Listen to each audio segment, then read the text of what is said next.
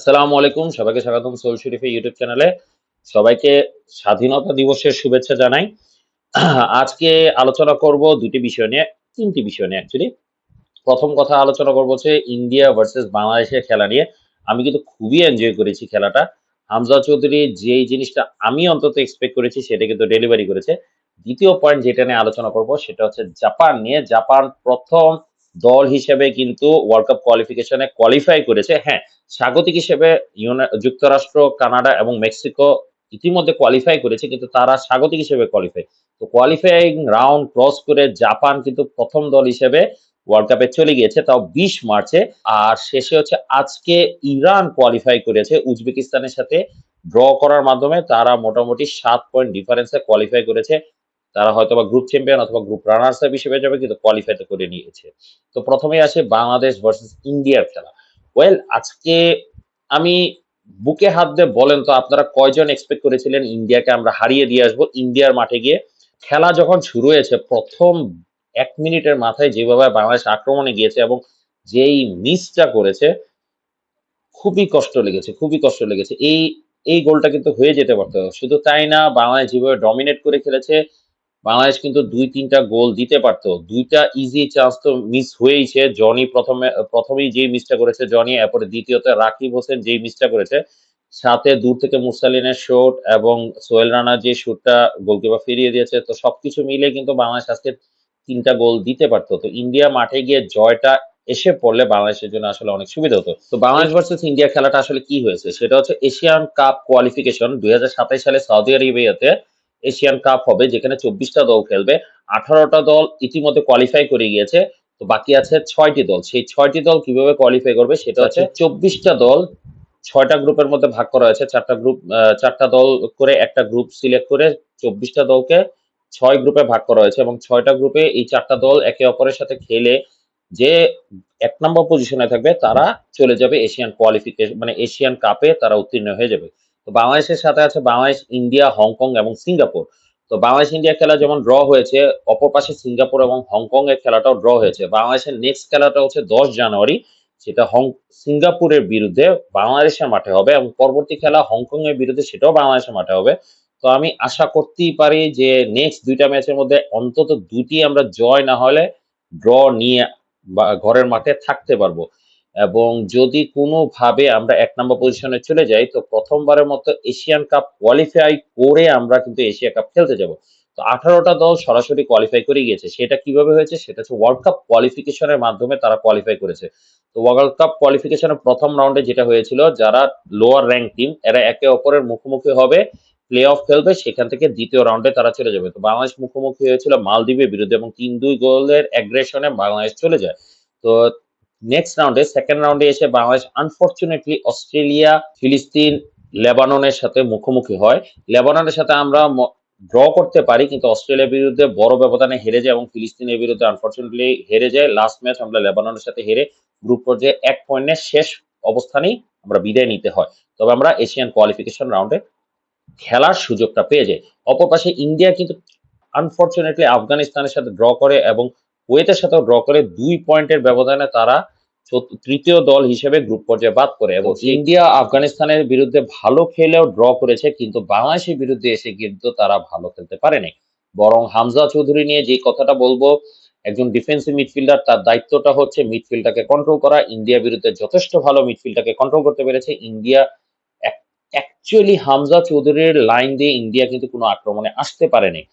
বরং হামজা চৌধুরী নিজের line cross করেও কিন্তু হরাইজন্টাল লাইন ক্রস করে কিন্তু সে আরেকজনের লাইনে গিয়েও কিন্তু বলটাকে আটকেতে পেরেছে এবং বলটাকে সামনের দিকে পাস দেওয়ার চেষ্টা করতে পেরেছে। বাংলাদেশে এসে প্রথমবারের মতো খেলতে আসছে এবং জাতীয় দলের খেলোয়াড়দের সাথে সে আসার কথা এইভাবে চমৎকারভাবে মিশে যাওয়াটা আমার কাছে খুবই ভালো লেগেছে। অনেকের কাছে মনে হবে যে কি ব্যাপার, হামজা চৌধুরীকে তেমন একটা দেখতে পারিনি, কিন্তু এই অল্প স্বল্প একজন ডিফেন্সিভ মিডফিল্ডারকে আপনারা সারাক্ষণ দেখতে পারবেন না। আপনারা দেখতে পারবেন যারা গোল করে, যারা প্লে মেক করে। হামজা চৌধুরী প্লে মেকারও না, হামজা চৌধুরী জাস্ট একটা ডিফেন্সিভ মিডফিল্ডার এবং মিডফিল্ড লিডার হিসেবে সে যথেষ্ট ভালো কাজ করেছে। কয়েকটা কর্নার নিয়েছে, আনফরচুনেটলি কর্নার গুলো আর একটু ইমপ্রুভমেন্ট দরকার আছে। তো আমরা আসলে আজকে ম্যাচটা ড্র করতে হয়েছে একজন স্ট্রাইকারের অভাবে। অনেকেই বলবে ফাহমিদুল আসলে আমরা এই কয়েকটা গোল দিতে পারতাম। ওয়েল, রাকিব একটা মিস করেছে, জনি একটা মিস করেছে। এবং মুরসালিন একটা মিস করেছে। তো এরা কিন্তু আমাদের দলের প্রলিফিক স্ট্রাইকার। হ্যাঁ, আমরা আলামিনের কথা বলতে পারি যে আলামিন ছেলেটাকে আজকে খেলানো যেত এবং ফাহিম নেক্সট ডে এসে মানে বেঞ্চ থেকে উঠে এসে কিন্তু খারাপ খেলেনি, ভালো খেলেছে।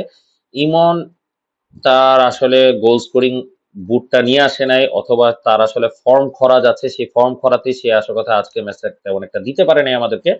তো এখানেই আমি দেখব যে আমরা দেখেন খেলা শুরুর আগে অনেকেই কিন্তু আমরা ধারণা করি নিই যে ম্যাচটা আমরা জিততে পারবো। অনেকেই আমরা ভয় পেয়েছি ম্যাচটা হেরে যাব কি ড্র করতে পারবো বা জিততে কি পারবো না কিনা, এবং আমরা কিন্তু কমান্ডিং ভাবে ড্র করে এসেছি ইন্ডিয়ার মাঠে গিয়ে। তাও তো নিজেদের মাঠে কিন্তু ইন্ডিয়ার সাথে খেলা বাকি আছে, ততদিনে হামজা চৌধুরী আমাদের দেশের খেলোয়াড়দের সাথে কিন্তু জেল আপ হয়ে যাবে।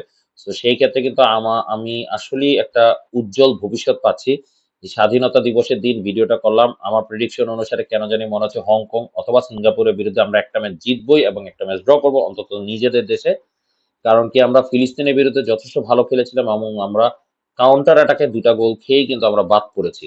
তো এসে পড়ি বাংলাদেশের কথা রেখে এখন এসে পড়ি একটুখানি জাপানের কথায়। তো এশিয়ান দলগুলোর মধ্যে জাপান কিন্তু আমার খুব প্রিয় একটা দল। আমি মূলত ইতালি সমর্থন করি এবং গত ২ বিশ্বকাপে আসলে ইতালি কোয়ালিফাই করে নাই। সেই হিসেবে কিন্তু আমার জাপান সমর্থন করা হচ্ছে। তো ৯৮ সালে প্রথমবারের মতো জাপান ওয়ার্ল্ড কাপ কোয়ালিফাই করে, কিন্তু ৯৮ এর আগে কিন্তু জাপান কিন্তু একটা কার্টুন বানায় ক্যাপ্টেন সুবাসি। তো সু আ ক্যাপ যাই হোক ওই জাপানিজ নামটা আমার মনে নাই। তো সৌদি আরবিয়াতে যখন ছিলাম তখন ক্যাপ্টেন মাজেদ নামে আমি কার্টুনটা চিনতাম এবং আমরা সবাই দেখতাম জাপান একসময় কোয়ালিফাই করে বিশ্বকাপ জিতে যায়। তো তারা ওইভাবে করে তাদের দেশের ফুটবলটাকে স্ট্রাকচারাল ভাবে ইমপ্রুভ করে এবং সেটার ফলাফল কিন্তু আপনারা এখন দেখতে পারেন। স্পেনের মতো দলকে তারা হারিয়ে দেয়, জার্মানির মতো দলের সাথে তারা ড্র করে আবার জিতেও যায়। জাপান কিন্তু যথেষ্ট শক্তিশালী হয়ে গেছে এবং বেলজিয়ামের বিরুদ্ধে তারা কিন্তু মোটামুটি বলা যায় আনবিটেন রয়েছে। হ্যাঁ, আমরা ২০১৮ বিশ্বকাপ যদি দেখি বেলজিয়ামের কাছে হেরে গেছে, কিন্তু সেটা এক্সট্রা টাইমে হেরেছে। সুতরাং ফলাফল কিন্তু সেটা ড্র হিসেবে কাউন্ট হবে। সো বেলজিয়ামের বিরুদ্ধে তারা আনবিটেন রয়েছে। তো ইউরোপিয়ান অনেকগুলা দলকে কিন্তু তারা হারিয়েছে। হ্যাঁ, ক্রোয়েশিয়ার বিরুদ্ধে তাদের ফলাফলটা খুব বাজে। তো ক্রোয়েশিয়ার কাছেও কিন্তু গত বছর আমরা মানে জাপান পেনাল্টি শুটআউটে বাদ পড়েছে। তো জাপানের খেলা যথেষ্ট ইমপ্রুভ করেছে এবং তার ফলাফল হিসেবে কিন্তু জাপান প্রথম দল হিসেবে কিন্তু ওয়ার্ল্ড কাপ কোয়ালিফাই করে ফেলেছে। সেই দলের মধ্যে অস্ট্রেলিয়া ছিল, সৌদি আরেবিয়া ছিল, এরকম শক্তিশালী ২টা দলের বিরুদ্ধেও কিন্তু তারা খেলে তারা ২০ পয়েন্ট নেয়। ইতিমধ্যে ২০ পয়েন্ট সৌদি আরবের সাথে শেষ খেলা তারা আসলে ড্র করেছে। সেই হিসেবে ২০ পয়েন্ট নিয়ে তারা নেক্সট রাউন্ডে চলে গেছে। অস্ট্রেলিয়া ৭ পয়েন্ট পিছিয়ে আছে এবং সৌদি আরবিয়া পিছিয়ে আছে মোটামুটি ১০ পয়েন্ট। তো জাপান এবারে কোয়ালিফিকেশনের সেকেন্ড রাউন্ডে গ্রুপ বি তে ছিল, সেটা নর্থ কোরিয়া, সিরিয়া এবং মিয়ানমারের বিরুদ্ধে খেলেছিল। মিয়ানমার এবং সিরিয়ার বিরুদ্ধে দুটোটা মানে হোম এন্ড অ্যাওয়ে লেগে দুটোটাতেই কিন্তু ৫-০ গোলে ম্যাচ জিতে আসে এবং নর্থ কোরিয়ার বিরুদ্ধে অ্যাওয়ে ম্যাচে ৩-০ গোলে জিতে এবং নিজেদের মাঠে ১-০ গোলে জিতে মোট ২৪টা গোল করে কোনো গোল হজম করতে হয় নাই। এসে পড়ে তারা থার্ড রাউন্ডে। থার্ড রাউন্ডে তারা মুখোমুখি হয় Australia, Saudi Arabia, Indonesia, Bahrain এবং চায়নার বিরুদ্ধে। থার্ড রাউন্ডে এসে তারা মাত্র ২টি গোল হজম করতে হয়, তাও প্রথম ম্যাচে চায়না বিরুদ্ধে অ্যাওয়ে ম্যাচে ৩-১ গোলে যেখানে জিতে সেখানে একটি গোল হজম করতে হয় এবং অস্ট্রেলিয়ার বিরুদ্ধে ১-১ গোলে ড্র হয়, সেই ম্যাচটা তাদের গোলটা হজম করতে হয়। তো এখন পর্যন্ত তারা মোট গোল দিয়েছে ২৪টা, ৮টা খেলায় বাকি আছে ২টা ম্যাচ। তো মোট ২ মানে সেকেন্ড রাউন্ড এবং থার্ড রাউন্ড মিলিয়ে তারা মোট ৪৮টা গোল দেয়, বিনিময়ে মাত্র ২ গোল খায় এবং এখন পর্যন্ত কোনো ম্যাচ হারে নাই। তো জাপান সেরকম এশিয়া থেকে অপ্রতিরোধ্য দল হিসেবে কিন্তু আমেরিকাতে যাচ্ছে নেক্সট। তো জাপানের ওয়ার্ল্ড কাপ রান নিয়ে একটুখানি আলোচনা করি। আমি ইতিমধ্যে বলে ফেলেছি জাপান এখন পর্যন্ত ৭টি ওয়ার্ল্ড কাপ খেলে ফেলেছে এবং আগামীতে ৮ম ওয়ার্ল্ড কাপ খেলবে। তো প্রথম ওয়ার্ল্ড কাপটা তারা কোয়ালিফাই করে হচ্ছে ১৯৯৮ সালে। আনফরচুনেটলি সে যে গ্রুপে তারা উত্তীর্ণ হয় সেখানে আর্জেন্টিনা, ক্রোয়েশিয়া এবং জামাইকা ছিল। মজার বিষয় আর্জেন্টিনা ব্যতীত বাকি ৩টি টিমই ছিল ডেবিউটেন্ট। জাপান প্রথমবারের মতো খেলতে আসে, জামাইকাও প্রথমবারের মতো খেলতে আসে এবং ক্রোয়েশিয়া স্বাধীনতা পরে প্রথমবারের মতো খেলতে আসে এবং সেই ওয়ার্ল্ড কাপে কিন্তু ক্রোয়েশিয়া চমক দেখিয়ে দেয়, সেমিফাইনাল পর্যন্ত যায়, ফ্রান্সের কাছে শুধুমাত্র হারে এবং থার্ড ওয়ে ওয়ার্ল্ড কাপটা বিদায় নেয়। হাকান সুকারের কথা অনেকেরই মনে আছে। তো প্রথম খেলাতেই তারা আর্জেন্টিনার বিপক্ষে মুখোমুখি হবে এবং ১-০ গোলে হেরে যায়। দ্বিতীয় খেলাটা চমক দেখানো ক্রোয়েশিয়ার বিরুদ্ধে, যেটা আবারও ১-০ গোলে হেরে যায়। তো তৃতীয় ম্যাচটা কিছুটা বলা যেত যে তারা জিততে পারতো, সেখানে প্রথমে ১ গোলে এগিয়ে গিয়েও আনফরচুনেটলি জামাইকার বিরুদ্ধে ২-১ গোলে হেরে যায়। তো গ্রুপ পর্যায়ে ৩টা ম্যাচ হেরে তারা ৩১তম টিম হিসেবে বাদ পড়ে যায়। তারপরে তারা স্বাগতিক হিসেবে 2002 সালে বিশ্বকাপটা আয়োজন করে এবং সেখানে প্রথম ম্যাচে বেলজিয়ামকে 2-2 গোলে ড্র করে কিন্তু চমক দেখিয়ে দেয়। সেকেন্ড ম্যাচে রাশিয়ার বিরুদ্ধে 1-0 গোলে জিতে যায় এবং থার্ড ম্যাচে তিউনিসিয়াকে ইজিলি 2-0 গোলে বিট করে তারা রাউন্ড অফ 16-এ চলে যায়। আনফরচুনেটলি সেইবারের চমক তুর্কির কাছে তারা হেরে যায়। তো দুটোটা বিশ্বকাপে, প্রথম বিশ্বকাপে ক্রোয়েশিয়া ছিল একটা চমক, দ্বিতীয় বিশ্বকাপে তুর্কি ছিল আরেকটা চমক এবং তুর্কিও সেইবারে ব্রাজিলের কাছে, এর আগের বার যেটা ক্রোয়েশিয়া ফ্রান্স চ্যাম্পিয়ন ফ্রান্সের কাছে হেরে থার্ড হয় এবং 2002 বিশ্বকাপে তুর্কি চ্যাম্পিয়ন ব্রাজিলের কাছে হেরে সেমিফাইনালে বাদ পড়ে এবং থার্ড হয়ে ওয়ার্ল্ড কাপটা শেষ করে। 2006 বিশ্বকাপে আনফরচুনেটলি তারা গ্রুপ অফ ডেতে পড়ে, যেখানে ব্রাজিল, ক্রোয়েশিয়া এবং অস্ট্রেলিয়ার সাথে মুখোমুখি হয়। প্রথম ম্যাচে আনফরচুনেটলি অস্ট্রেলিয়ার কাছে 3-1 গোলে হেরে যায়। তখনও কিন্তু অস্ট্রেলিয়া কিন্তু ওশেনিয়া সাবকন্টিনেন্ট থেকে আসতো। তো অস্ট্রেলিয়ার কাছে 3-1 গোলে হেরে যায়, তারপর ক্রোয়েশিয়ার কাছে 0-0 গোলে ড্র করে এবং ব্রাজিলের কাছে 4-1 গোলে হেরে যায়। মজার একটা বিষয়, অস্ট্রেলিয়া কিন্তু সেইবার ইতালির কাছে রাউন্ড অফ 16-এ 1-0 গোলে হেরে যায়। তো তিনটা ওয়ার্ল্ড কাপ খেলেছে এবং তিনটা ওয়ার্ল্ড কাপে তাদের গ্রুপ থেকে যে টিমটা উত্তীর্ণ হয় তারা কিন্তু ওয়ার্ল্ড কাপ চ্যাম্পিয়নদের কাছেই বাদ পড়ে। তো 2010-এ আসি, সেবারও তারা রাউন্ড অফ 16-এ চলে যায় এবং সেখানে তাদের গ্রুপ মেম্বার ছিল, সেখানেও কিন্তু আবার ডেথ গ্রুপই বলা যায়, সেটা হচ্ছে ক্যামেরুন, নেদারল্যান্ড এবং ডেনমার্কের বিপক্ষে তাদের খেলতে হয়। প্রথম ম্যাচে ক্যামেরুনকে 1-0 গোলে হারিয়ে দেয়, নেদারল্যান্ডের কাছে তারা 1-0 গোলে হারে এবং লাস্ট ম্যাচে ডেনমার্কের বিরুদ্ধে তারা 3-1 গোলে জিতে রাউন্ড অফ 16-এ চলে যায়। আনফরচুনেটলি প্যারাগুয়ের সাথে খেলা হয় এবং প্যারাগুয়ের সাথে পেনাল্টি শুটআউটে তারা বাদ পড়ে যায়। 2010 পর্যন্ত 4টি ইউরোপিয়ান দলকে তারা হারানোর সুযোগ পায় এবং ক্রোয়েশিয়ার সাথে 2 বার মুখোমুখি হয়, একটা ড্র এবং একটা পরাজয় পায়। তারপর 2014-তে যেটা ব্রাজিলের হয়, সেইখানে তারা আবারও গ্রুপ পর্যায়ে বাদ পড়ে এবং সেখানে রিলেটিভলি ইজিয়ার গ্রুপ পায়, সেখানে বাদ পড়ে যায় আইভরি কোস্ট, গ্রিস এবং কলম্বিয়ার বিপক্ষে। প্রথম ম্যাচে আইভরি কোস্টের কাছে 2-1 গোলে হেরে যায় এবং লাস্ট ম্যাচে কলম্বিয়ার কাছে 4-1 গোলে আবারও হেরে যায় লাতিন আমেরিকান দলের বিরুদ্ধে। কিন্তু ইউরোপিয়ান দল গ্রিসের বিরুদ্ধে কিন্তু তারা ড্র করে। তো এই নিয়ে তারা পঞ্চম ইউরোপিয়ান টিমের বিরুদ্ধে পজিটিভ রেজাল্ট বের করে। তারপরে আসে স্বপ্নের 2018 সাল। গ্রুপ স্টেজে তারা পরে কলম্বিয়া, সেনেগাল এবং পোল্যান্ড রিলেটিভলি একই মানের দলের বিরুদ্ধে খেলে। প্রথম ম্যাচে কলম্বিয়াকে 2-1 গোলে হারিয়ে দেয় এবং সেনেগালের বিরুদ্ধে 2-2 গোলে ড্র করে। লাস্ট ম্যাচে পোল্যান্ডের কাছে 1-0 গোলে হারলেও ততক্ষণে কিন্তু জাপান উত্তীর্ণ হয়ে যায় নেক্সট রাউন্ডে। আনফরচুনেটলি বেলজিয়ামের সাথে খেলা পড়ে এবং বেলজিয়ামের সাথে ফুল টাইমের মধ্যে 2-2 গোলে ড্র থাকে।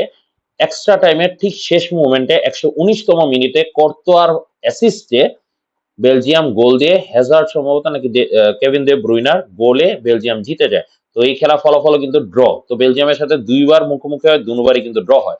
তারপরে আসি 2022 বিশ্বকাপে, যেখানে আমি প্রেডিক্ট করেছিলাম জাপান হয়তোবা ফাইনাল খেলবে। সেখানে আবারও গ্রুপ পর্যায়ে গ্রুপ অফ ডেতে পড়ে, সেখানে জার্মানি, স্পেন এবং কোস্টারিকার বিরুদ্ধে তার খেলা পড়ে। দুটোটা ইউরোপিয়ান দল, যেখানে সবাই প্রেডিক্ট করেছিল যে জাপান হেরে যাবে, দুটোটা ইউরোপিয়ান দলকে কিন্তু জাপান হারিয়ে দেয়। আনফরচুনেটলি আবারও লাতিন, যদিও উত্তর আমেরিকা, কিন্তু লাতিন দলের বিরুদ্ধে তারা হেরে যায়। কোস্টারিকার কাছে 1-0 গোলে হেরে যায় এবং জার্মানিকে 2-1 গোলে হারায়, স্পেনকেও 2-1 গোলে হারিয়ে দেয়। আনফরচুনেটলি রাউন্ড অফ 16-এ ক্রোয়েশিয়ার বিরুদ্ধে তাদের খেলা পড়ে তৃতীয়বার। তো এইবারে তারা আবারও পেনাল্টি শুটআউটে বাদ পড়ে যায় এবং 1-1 গোলে ড্র থাকার পরও পেনাল্টি শুটআউটে বাদ পড়ে।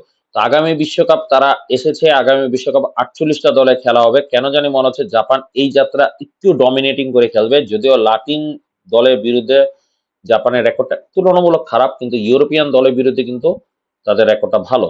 তো 48টা দলের মধ্যে মোটামুটি 16টা দল ইউরোপিয়ান দল হবে এবং গ্রুপ পর্যায়ে যেরকম অনুমান করা হচ্ছে, সেখানে একটি ইউরোপিয়ান দল প্রত্যেকটা গ্রুপে থাকবে, এটাই ধারণা করা হচ্ছে। সেই হিসেবে জাপানের জন্য একটা পজিটিভ সাইন আছে এবং ক্রোয়েশিয়া যদি আসে, ক্রোয়েশিয়ার সাথে অথবা বেলজিয়াম যদি আসে, বেলজিয়ামের সাথে তাদের মুখোমুখি হওয়ার সম্ভাবনা বেশি।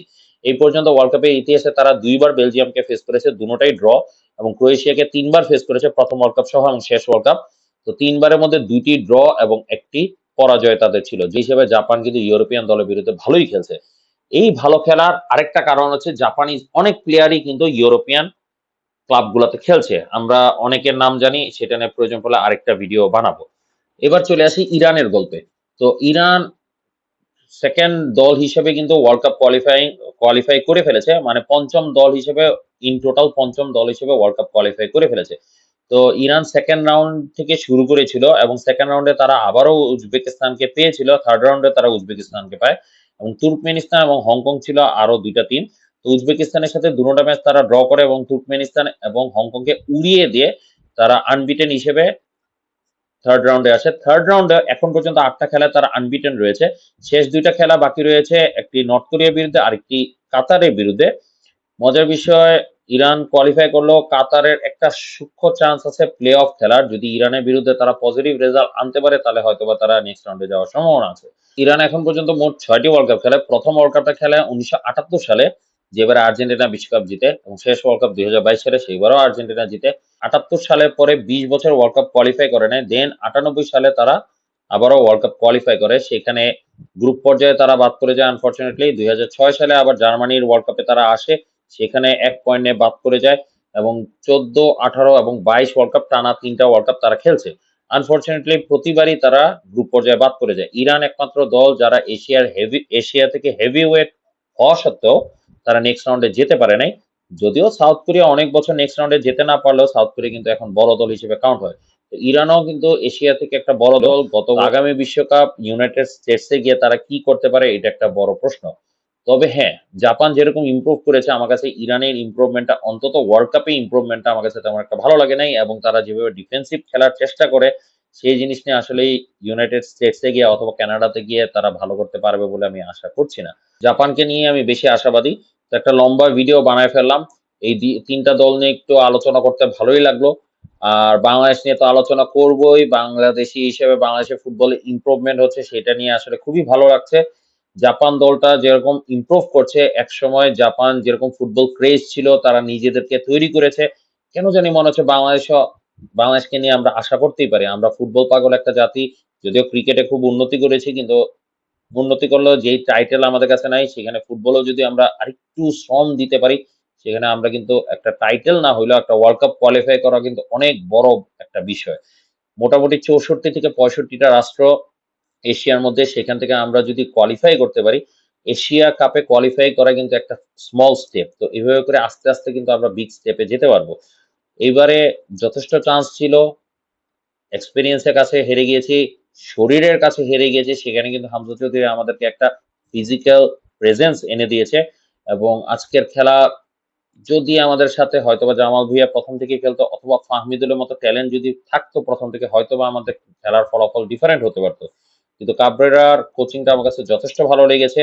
যেভাবে করে গেম প্ল্যান সাজিয়েছে, ইন্ডিয়ার বিপক্ষে যেভাবে কাউন্টার অ্যাটাক সিস্টেমে খেলেছে, আবার পজিশন বেসড ফুটবল খেলেছে, আবার লো ব্লকে খেলেছে, হাই ব্লকে খেলেছে, আমার কাছে যথেষ্ট ইমপ্রুভমেন্ট লেগেছে বাংলাদেশের খেলা। সো অনেকক্ষণ আলোচনা করলাম, এখানেই রাখলাম। কষ্ট করে আমার ভিডিও দেখার জন্য সবাইকে ধন্যবাদ জানাচ্ছি। আসসালামু আলাইকুম।